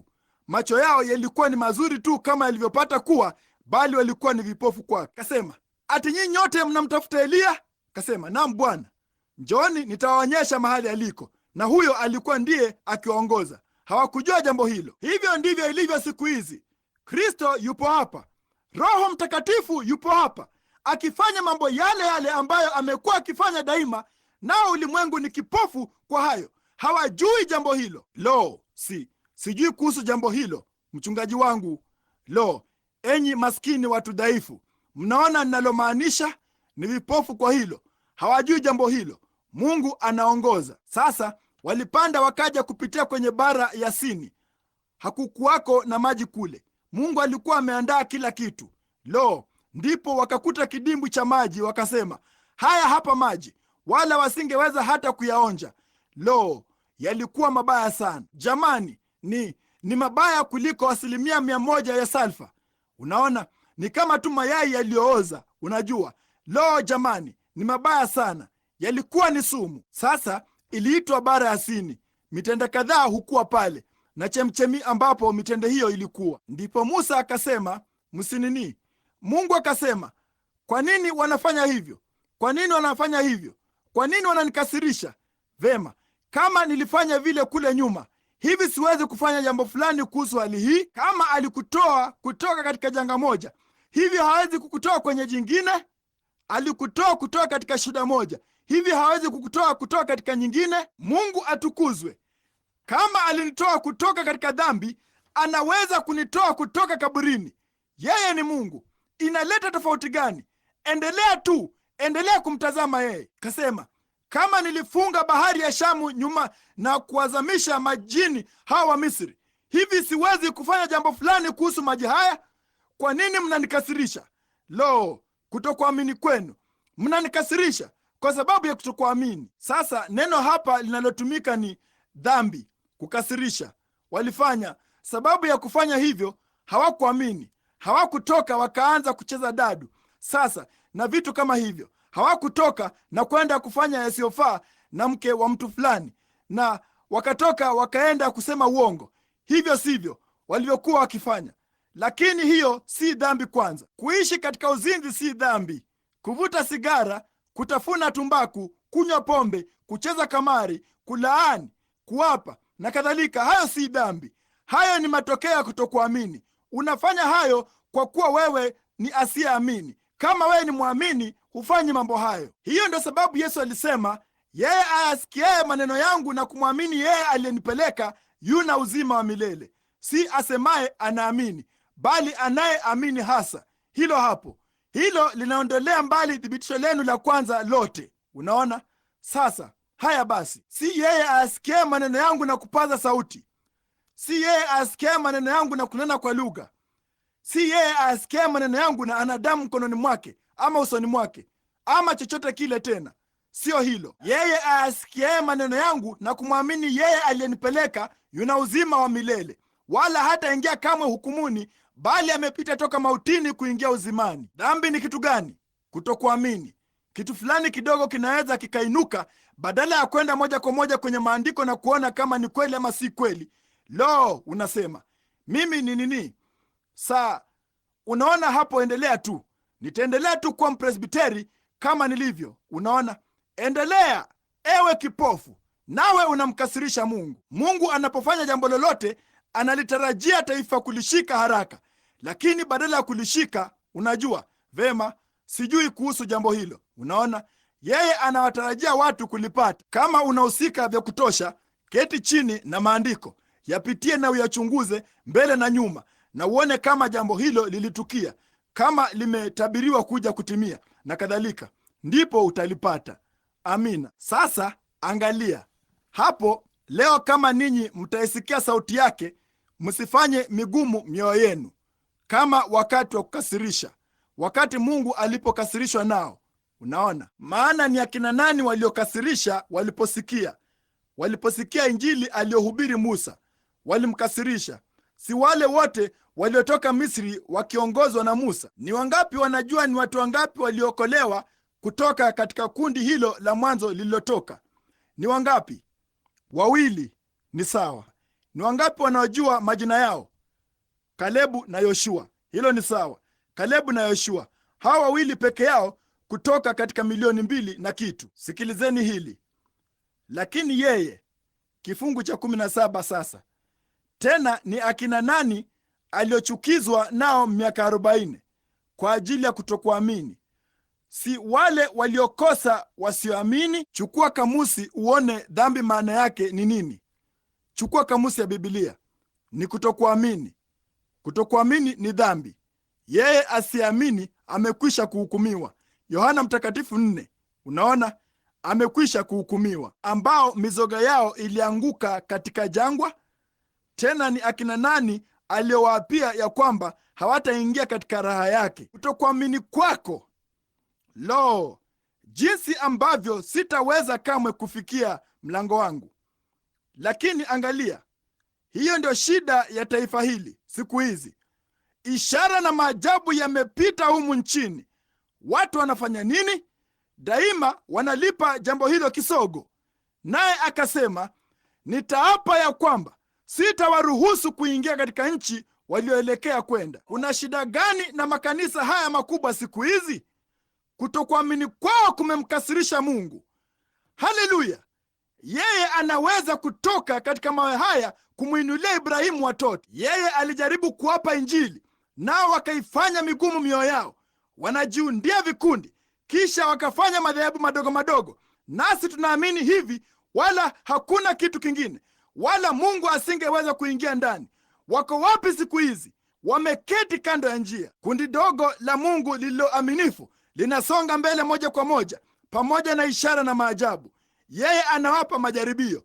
Kila mwana amjiaye Mungu hana budi kwanza kujaribiwa na kuchunguzwa. Mtoto aliyefunzwa. Jambo dogo la kwanza lilipotukia, lo, vema, labda hakuna kitu chochote kwenye jambo hilo. Hata hivyo, wewe ndiye yule mtoto haramu, wala si mwana wa Mungu, kwa kuwa mwana wa Mungu ni mzao wa Ibrahimu, ambaye anaita mambo yale ambayo hayakuwako kana kwamba yalikuwako. Mungu alisema hivyo, na anaendelea tu kusonga mbele. Amina. Haidhuru ni kitu gani kinachosemwa ama chochote kingine, wanaendelea kusonga mbele. Hata hivyo, Mungu alisema hivi. Alimngojea mtoto huyo kwa muda wa miaka 25. Haidhuru lilikuwa ni jambo la kinyume jinsi gani, naye alijitenga na hawa wasioamini. Amina, kusudi apate kuamini. Lo jamani, ninajisikia wa kiroho. Wazia jambo hilo. Inakupasa kujitenga na hilo fundisho la shati la ulimwengu. Hizo siku za miujiza zimepita. Hakuna kitu kama hicho. Hizo ni siasa kali. Jitenge nao. Biblia ilisema, tokeni kwao mkatengwe nao, asema Bwana, nami nitawapokea. Ni ajabu jinsi gani! Nitawapokea baada ya ninyi kujitenga. Mtakuwa watoto wangu, nitakuwa Mungu wenu. Jitengeni, msijifungie nira pamoja na wasioamini. Hiyo ni kweli. Kijana mwanamume anayetaka kuoa alimuoa msichana asiamini, ama msichana mbichi anaolewa na mvulana asiamini. Usifanye hivyo. Sijali huyo mvulana ana sura nzuri vipi, na ama huyo msichana ni mzuri jinsi gani, na vile macho hayo makubwa alionayo yalivyo, yote yatafifia moja ya siku hizi. Lakini ndugu, nafsi yako itaishi milele. Uwe mwangalifu kwa yale unayofanya. Kama huyo msichana si mwaminio halisi, ama huyo mvulana si mwaminio halisi, usijifungie nira namna hiyo. Kaa mbali na hilo, yatakuletea shida safarini. Sasa sikilizeni kifungu cha 17. Tena nani aliochukizwa nao miaka 40? Si wale waliokosa, ambao mizoga yao ilianguka katika jangwa? Ni akina nani aliowaapia ya kwamba hawataingia katika raha yake? Walianza kutoka, bali waliona miujiza, bali kamwe hawakuingia katika nchi ya ahadi. Ni wachache tu waliochaguliwa, 2 wao walioingia kwenye nchi ya ahadi. Sasa Paulo anafanya nini? Anawazungumzia Wakristo sasa. msiache injili hii iliyohubiriwa kule nyuma katika ishara na maajabu na nguzo ya moto ikawaongoza. Wakati mambo haya yatakapoanza kutukia tena, msiangukie kando ya njia kwa kutokuamini, mwanze kutilia shaka, kwa kuwa mizoga yao ilianguka nyikani. Sasa tunaingia upesi. Sasa angalia kwa makini. Ila wale wasioishi, basi twaona ya hawapaswi kuingia kwa sababu ya kutokuamini kwao. Yeye anaita hilo ni dhambi. Hapo nyuma anaita hilo kutokuamini. Wakati mwingine kutokuamini ni dhambi. Hawakuingia kwa sababu ya kutokuamini kwao. Walimwona nabii huyo Musa, waliona yale aliyofanya, wakaona yale aliyosema yalikuwa ni kweli kila wakati, wakasonga mbele moja kwa moja kwenye ukweli. Nguzo hii ya moto ingetokea mbele zao, waliitazama, waliiona. Paulo akijaribu kupata baadaye kidogo kuangalia hapa kwa ndani lile tukio alilokuwa nalo. Unaona, akijaribu kusimulia tukio hilo, alilifananisha na Agano la Kale. Alisema, sasa tumeingia katika jambo jipya, kwenye kipindi hiki kipya cha wakati kwa Yesu Kristo. Zamani za kale Bwana aliwatokea katika manabii, lakini sasa anawatokea katika mwanawe Yesu. Unaona, naye anaingia ndani kufananisha matukio hayo na kuonyesha kilichokuwa kikitukia, jinsi ambavyo ishara na maajabu na kila kitu na kile kilichoandikwa. Sasa yeye alisema hawakuingia kwa sababu ya kutokuamini kwao, hawakuamini. Lakini sasa sisi tunaingia katika kipindi cha wakati. Basi usifanye mgumu moyo wako, usitende kama walivyotenda katika siku za kukasirisha. Wakati walipomkasirisha Mungu, walifanyaje jambo hilo? Si kwa kuishi kizinzi. Hebu nisisitize jambo hili kwenu. Unasema, ndugu Branham, ninaenda kanisani. Hilo ni sawa. Sijapata kusema uongo maishani mwangu. Hilo ni sawa. Sijawahi kuiba, sijawahi kufanya hili lile ama linginelo. Hilo ni zuri sana. Hayo yote ni mazuri, lakini hayo yangali siyo dhambi. Dhambi ni wakati Mungu anapojionyesha mwenyewe, nawe unakosa kuliamini jambo hilo, hutalisikiliza. Lo, unasema kanisa langu halifundishi jambo hilo. Mradi Biblia inalifundisha na Mungu analithibitisha, hilo ndilo sahihi. Sasa hebu angalia kwa muda kidogo tu. Sasa tutaanza sasa jambo fulani halisi lenye kilindi sana. Sasa weka dhamira yako kwenye mfuko wa kizibao chako mpaka utakapotoka nje. Sasa angalia kwa makini sana. Basi ikiwa ikaliko ahadi ya sisi kuingia katika yake, tuogope ya mwanamume ya mwanamke, viwakilishi nafsi. Sasa ati nini? Mmoja wenu asije akaonekana ameikosa. Sasa Paulo anajaribu kuambia katika mlango uliotangulia kuhusu mambo haya yote, bali sasa anajaribu kuambia kwamba ni nini. Lo, je, tuna muda? Mimi labda afadhali tungojee mpaka usiku wa leo. Wakati unaenda, nasi tutakuwa na ibada ya maombi. Labda afadhali tuendelee nalo usiku wa leo, sababu hili kweli limejaa vitamini za kiroho. Tuna mengi ya kufanya, nami nina kazi nyingi alasiri ya leo. Hebu tunini basi, ikiwa ikaliko ahadi, na tuogope. Sasa je, walikuwa na ahadi ya nchi iliyoahidiwa huko Misri? Na wakati Mungu aliposhuka kuifanya ahadi hii dhahiri, mbona Mungu alimwambia Ibrahimu mamia na mamia ya miaka hapo kabla ya kwamba atafanya hivyo? Lilikuwa ni la kimaandiko. Yusufu alisema, msiiondoe mifupa yangu hapa mpaka mtakapokwenda kwenye ile nchi ya ahadi, na mnizike huko pamoja na baba zangu wengine. Maana yeye alijua ufufuo ulikuwa unakuja hapo Yesu alipofuka katika wafu, maana alikuwa amejua yale Ayubu aliyosema. Unaona, kila mmoja wao hawa manabii alijua yale hasa huyo nabii mwingine aliyokuwa amesema. Nao walijua ya kwamba roho wao alikuwa ni mmoja, nao walikuwa wakingoja. Lo, ndugu, lo, hilo linapaswa kututikisa kutoka katika hali yetu ya kilimwengu. Walikuwa wameelekeza macho yao si kwenye yale watu waliokuwa wakisema, bali yale hao manabii waliosema. Kila mmoja wao alikuwa akiangalia. Ibrahimu alisema, nizikeni papa hapa ambapo Ayubu alizikwa.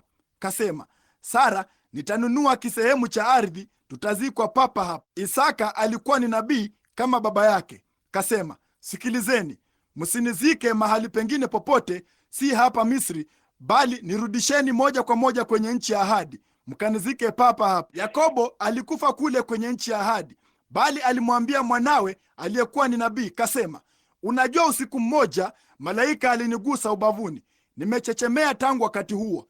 Njoo, weka mkono wangu. Lo, rehema! Mwanangu nabii, mimi ni mzee na ni kipofu, lakini weka mkono wako mtakatifu, kwa kuwa wewe mwenyewe ni nabii. Uweke mahali ambapo yule malaika aliweka mkono wake, na uniapie kwa Mungu wa mbinguni ya kwamba hutanizika huku, na atukuzwe hapo. Je, unaona ufunuo wa kiroho wa neno? Mbona nusu ya hao, karibu 90%, hawakujua yale aliyokuwa akisema, bali yeye alijua aliyokuwa akisema. Weka mikono yako ya nabii mahali hapa ambapo malaika aliweka mkono wake. Wakati mmoja nilikuwa mwanamume mkubwa, mnene, mwoga na mwenye nguvu, lakini yeye alinigusa, na tangu wakati huo nimekuwa mtu anayechechemea, bali nimekuwa mtawala tangu wakati nilipochechemea. Tangu wakati huo nilibadilisha mwenendo wangu, nimekuwa mtawala. Naam, weka mkono wako hapa hapa kwa Mungu wa mbinguni, hutanizika hapa. Kwa nini? Hakuna mtu aliyejua yale aliyokuwa akisema. Yusufu alijua. Alisema, nichukueni mnipeleke kule na mkanizike katika ile nchi ya ahadi. Huko ndiko jambo lililokuwa. Bila shaka, wakati Yusufu alipokufa miaka kadhaa baadaye, yeye alisema, msinizike huku, bali iangalieni mifupa yangu mnapopita, maana siku moja mtaondoka hapa, na mtakapoondoka ichukueni mifupa yangu mwende nayo. Haya basi, acha ulimwengu useme watakayo, na wafanye wanavyotaka kufanya. Jina la Bwana litukuzwe. Niweke katika Kristo. Haidhuru kama nikiitwa kitu chochote. Wa siasa kali, mtakatifu anayejivingirisha, siku moja yeye yuwaja, na wale walio katika Kristo Mungu atawaleta pamoja naye atakapokuja. Yote ni kweli ya kiroho iliyofunuliwa, iliyolala papo hapo, na inahitaji nia ya kiroho kushika hilo. Tulieni kwenye hilo siku nzima, wazieni jambo hilo. Hata kama hutakula chakula chako cha jioni, wazia jambo hilo. Na usiku wa leo tutaingia katika raha yake iliyosalia, na tuone kwamba ahadi hii ni kitu gani siku hizi. Kitu hiki ni nini siku hizi? Kama Mungu hana hiyo hapa katika Biblia na kuidhibitisha kwamba iko papa hapa sasa, basi mimi ni nabii wa uongo. Hiyo ni kweli kabisa, lakini iko hapa. Raha hii ni nini? Yeye alisema, sasa basi ikiwa ikaliko ahadi yetu ya kuingia kama tu vile walivyofanya, na tuogope. Nayo inapaswa kuwa ni ahadi ile ile, inapaswa kuwa ni raha ile ile, inapaswa kuwa ni Mungu yeye yule, inapaswa kuwa ni ishara zile zile, inapaswa kuwa ni jambo lile lile, bali na tupate raha. Sasa ni nini? Bwana na atupe hilo usiku wa leo tunapoinamisha vichwa vyetu. Bwana uhimidiwaye, umilele pekee ndio utakaofunua hayo mambo makuu ambayo sasa tunayashiriki pamoja. Ni vigumu. Wapo wengi waliokusudiwa kwenda hukumuni, kama wewe ulivyosema katika kitabu cha Yuda ya kwamba watu wa kale waliokusudiwa tangu zamani hukumu wangeichukua neema ya Mungu wetu na kuibadilisha kuwa ufisadi. Na wengi siku hizi wanahubiri Injili, neema ya Mungu, wanaifanya kuwa mradi wa kujipatia fedha, wakiwa na kanisa kubwa maarufu na wengi zaidi katika shule ya Jumapili, wakichukua neema ya Mungu na kuibadilisha kuwa ufisadi. Na ulimwengu ni mpofu na unaenda kama nguruwe wasioona, hawafahamu. Mungu, tufungulie ufahamu. Jalia ufahamu wetu usiwe kama wa watoto wa ulimwengu huu, kwa kuwa umesema katika neno lako ya kwamba wana wa ulimwengu huu ni werevu kuliko wana wa nuru. Hapo mwanzo ilikuwa hivyo. Watoto wa Kaini walikuwa ni wanasayansi hodari maarufu, walikuwa waalimu hodari, walikuwa wafua vyuma, waliendelea kufanikiwa, watu wa kidini sana, bali walihukumiwa na kuzamishwa majini katika ile hukumu, na mizoga yao ilielea majini na nafsi zao zikaenda kuzimu. Na Yesu alienda akazungumza nao wakati alipokufa, na akaenda kuzimu na kuwahubiri nafsi waliokuwa kifungoni wasiotubu katika uvumilivu katika siku za Nuhu. Yanasema maandiko, na Mungu wakati aliposimama duniani alisema, kama ilivyokuwa katika siku za Nuhu, ndivyo itakavyokuwa katika kuja kwake Mwana wa Adamu. Lakini tunaona ukoo wa Sethi, basi watu wanyenyekevu, watu halisi wa Mungu, wakiwa hawajui mambo mengi sana ya ulimwengu, wasiojali mambo ya ulimwengu hata kidogo, bali walikuwa wameweka kando kila mzigo, na walikuwa wamemwamini Mungu, na wakawa manabii na watu mashuhuri katika ule ufalme. Wakati hao wengine, ulimwengu huo mwingine wa kidini, waliwacheka wakawadhihaki, bali saa iliwadia ambapo mafuriko na hukumu vilikuja. Ndivyo ilivyokuwa katika kule kuja kwa Yesu Kristo, jinsi walivyomcheka na kumdhihaki wakati wakiwa walikuwa na dini zao na makanisa yao makubwa, bali walimdhihaki nyota ya asubuhi, nao wakamcheka. Lakini hata hivyo waliingia hukumuni, na wakati walipokimbia na kuingia Yerusalemu, huko walikula watoto wao wenyewe kutokana na njaa kali, na damu yao ikatiririka kwenye malango ya barabara za mji wakati walipouteketeza mji na hekalu, na nafsi zao zikaenda kuzimu. Bwana, sisi hapa tena kwenye watatu. Hiki ni kipindi katika maisha. 3 ni namba ya Mungu, nasi tumewasili tukiwa tayari kwa ajili ya kunyakuliwa. Kanisa likisonga mbele, ule ulimwengu mkuu wa kisayansi, makanisa siku hizi yakiwa yamejaa waaminio wenye kushuku, makumi ya maelfu wakiwa wameandikwa majina yao kwenye kitabu, naam, mamilioni. Nao wangeicheka Injili na kusema ya kwamba wao hawana elimu, hawajui. Labda hivyo ndivyo ilivyo, Bwana, bali kile tunachopungukiwa katika elimu, wewe unatufidia katika neema, kwa kumtuma malaika wako wa nuru, kwa kudhihirisha nguvu zake, ukithibitisha hayo maneno kwa wale walio maskini na wajinga kama sisi. Lakini tunakupenda wewe kwa ajili ya jambo hili, kwa kuwa ni neema ya Mungu iliyofanya jambo hilo. Nasi tunajua ya kwamba tulizaliwa, wala sisi hatupendezi hata kidogo. Sisi ni wabaya sana, bali wewe kwa neema ulinyosha mkono wako wa rehema na umeyafumbua macho yetu, kama vile Yesu alivyotuombea, kama Eliya alivyomwombea Gehazi alipoangalia aone kilichomzunguka. Na leo macho yetu yamefunguliwa, nasi tunaona mambo ya Mungu na kujua tunatembea katika wakati wa mwisho, wakati siku za watu wa mataifa ziko karibu na kuisha, naye atachukua watu kwa ajili ya jina lake. Jalia tuhesabiwe humo, Bwana. Tunaomba kwa unyenyekevu, tunaomba ya kwamba utatujalia hilo. Tubariki, bariki wasikilizaji hawa wachache asubuhi ya leo. Wametokana na aina mbalimbali za dini na imani, bali waweke kando leo, Mungu. Najalia waangalie moja kwa moja kuelekea Kalvari. Waseme, Mungu, nifinyange na nitengeneze mimi ni kama nini. Yule nabii alisema ya kwamba alishuka akaenda kwenye nyumba ya mfinyanzi apate kuvunjwa na kufinyangwa upya. Tufinyange na utufananishe na umbo ambalo Mungu angetutaka tuwe. Haidhuru kama itatubidi kuwa jamvi la sakafuni katika nyumba ya Bwana. Afadhali niwe jambi la mlangoni kuliko kuishi katika mahema na waovu. Najalia jambo hilo Bwana. Tubariki tu sasa na utudumishe kuwa wanyenyekevu.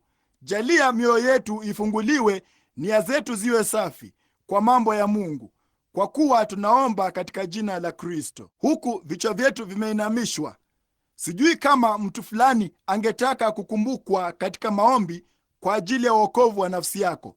Waweza kuinua mkono wako, na ukiwa mwenye dhambi tu. Mungu akubariki wewe kijana.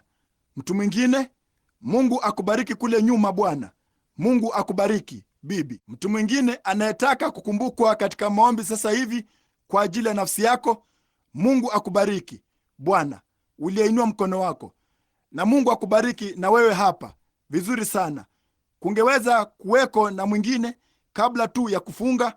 Ninajisikia kungekuwako. Mungu akubariki kule nyuma Bwana, huko nyuma. I say, Sasa angalia, ninataka kuwaulizeni jambo fulani. Sitaki mfikiri hata kidogo ati kwa sababu ni maskani hii ndogo. Sitaki mfikiri ni kwa sababu ni watu hawa na Mungu mwenye rehema. Msifikiri ni kwa sababu malaika huyo wa Bwana alipigwa picha pamoja nami na kitu kama hicho kufanya hivyo. Mungu, kama ningalijisikia hivyo, basi ndugu, ninapaswa kuwa madhabahuni badala ya kuwauliza ninyi. Lakini ninasema tu jambo hili kwa maandiko, mpate kuona ya kwamba hii ni kweli. Kama ningalilisema jambo hilo na hakuna lingine, nikaendelea kama mhubiri mwingine yeyote ama kitu chochote kile ama yeyote yule, vema, basi ingekuwa ni jambo la tofauti. Bali unaona jambo hilo, Mungu anarudi moja kwa moja na kuthibitisha jambo hilo kwamba ni kweli.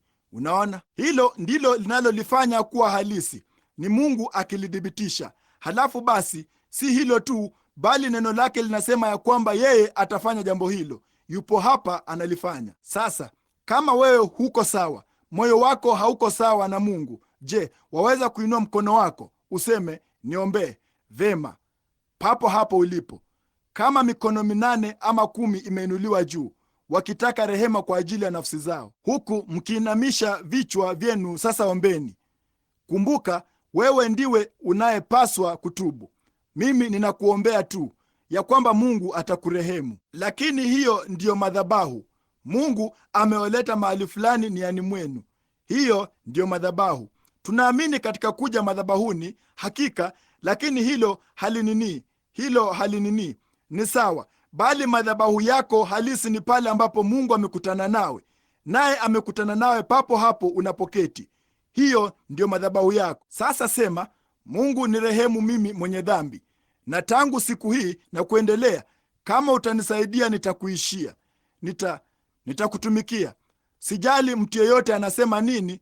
Ninatoka asubuhi ya leo, ninaombea papa hapa, nawe niondolee hii roho chafu fidhuli, niondolee hasira hii. Ninajua siwezi kufanya hivyo na niwe sawa na Mungu. Nami nina chuki moyoni mwangu, nina wivu, nina kijicho, nina hiki kile. Kiondoe Mungu. Sitaki kuwa hivyo. Nifanye mnyofu na mnyenyekevu na mpole, nifanye mwanana, nifanye mtu ambaye kwamba ningeweza kuwavuta wengine kwako. Jalia nikufanyie jambo fulani kuonyesha shukrani maishani mwangu. Hayo ndiyo maombi unayoomba sasa tunapoomba pamoja. Baba wa mbinguni, hao ni wako. Hao ni matunda ya ujumbe asubuhi ya leo. Waliinua mkono wao. Kitu fulani kiliwafanya wafanye hivyo. Wao waliasi kanuni za uvutano wa dunia walipoinua mikono yao. Kulikuwako na roho ndani yao iliyofanya uamuzi. Waliinua mikono yao ya kwamba walimkubali muumba aliyewaumba. Sasa Baba wa mbinguni, ninaomba ya kwamba utawabariki na kuwapa uzima wa milele sasa hivi. Hakuna kitu ningaliweza kufanya, kuwaita madhabahuni, kuwaweka katika chumba kingine, kufanya kazi yote. Hilo linakuhitaji wewe kulifanya, Bwana. Sisi hatuwezi kufanya zaidi ya kuhubiri neno. Wewe ulisema imani chanzo chake ni kusikia neno la Mungu. Sasa tumelihubiri neno, nao wameinua mikono yao ya kwamba waliliamini. Sasa wape uzima wa milele, maana wewe uliahidi utafanya hivyo. Kama walikuwa ni waaminifu katika kuinua mikono yao, watatoka humu jengoni asubuhi ya leo Mkristo mnyofu, mpole, mnyenyekevu, kwa maana wewe uliahidi jambo hilo, wala maneno yako hayawezi kushindwa. Ninaomba hayo katika jina la Yesu Kristo, amina. Hivi tu wewe humpendi? Ujumbe umekwisha sasa. Huku ni kuabudu. Hatuji kanisani kusikia tu ujumbe, tunakuja kuabudu. Msahau tu mtu aliye karibu yako, mwabudu yeye tu. Lo, ni jambo zuri jinsi gani! Ni la ajabu jinsi gani! Mwambie tu kwa nini yako. Si lazima umwambie kwa sauti, mwambie tu moyoni mwako, ninakupenda Bwana, nisamehe dhambi yangu. Lo jamani! Baba yetu Mungu, tupokee. Tunangojea tunapolisikiliza neno. Tunatamani, mioyo yetu inakuonea wewe kiu, kama ayala anavyokionea kiu kijito cha maji. nafsi yetu inakuonea kiu wewe, Mungu. Ninatamani na kungojea, ninaingojea ile saa na wakati Yesu atakapokuja, nikingojea wakati tutakapoitwa mbinguni. Sio kusimama mbele ya hakimu hukumuni, tayari imepita. Sisi tumekufa kwa mambo ya ulimwengu, tumeingia ndani ya Kristo, naye alichukua hukumu yetu. Yeye ni wakili wetu sasa kwenye kiti cha haki, wakili wetu ahimidiwaye, ambaye tunapokiri yeye anatutetea kesi yetu mpaka tunajua ya kwamba hatustahili, kama maskini dada mmoja asubuhi ya leo alivyosema katika ushuhuda wake, na akiweka mapeni yake: tangu nilipokuja hapa nimejifunza ya kwamba si utakatifu wangu, ni utakatifu wa Mungu. Hakika Bwana, tunawafundisha watu hakuna kitu chema katika mwanadamu hata kimoja. Mwanadamu ni nini hata umjali? Bali ni neema ya Mungu iliyotujilia, nasi tunatumainia tu katika matendo yake mema, si katika yetu. Nasi tunakuabudu Mungu aliye mtakatifu sana, kwa ajili ya wema wako kutuhesabu katika ufalme wako mkuu, katika mipango yako mikuu. Tunakupokea mioyoni mwetu kwa imani na kwa neema. Tunaamini ya kwamba wewe umetupa hilo kwa ajili ya utukufu wa Mungu, kwa utumishi wa Mungu. Sasa Bwana, waponye wagonjwa wanapokuja kuombewa asubuhi ya leo. Wape hiyo furaha ambapo wanatamani kuwa wazima. Jalia wajue ya kwamba mateso haya madogo mepesi yaliyowekwa juu yao ni wakati mfupi tu wa kujaribiwa. Mungu anajua yote kuhusu hayo. Aliyafanya hayo ili aone kile tungalifanya kuyahusu. Jinsi ambavyo Mungu, jalia watoke moja kwa moja wakadai kazi hiyo iliyomalizika. Naomba wewe, jalia wasikukasirishe kwa kukimbia hapa na pale na ndani na nje. Vema, sijui jambo hili lile. Bwana, jalia wachukue msimamo imara, waseme: Bwana, wewe ndiwe uliyeniokoa, wewe ndiwe uliyenifanyia mambo haya. Ninakuamini wewe, nami ninakutumainia leo. Nami naomba ya kwamba utawajalia watu hawa jambo hili, katika jina la Kristo. Amina.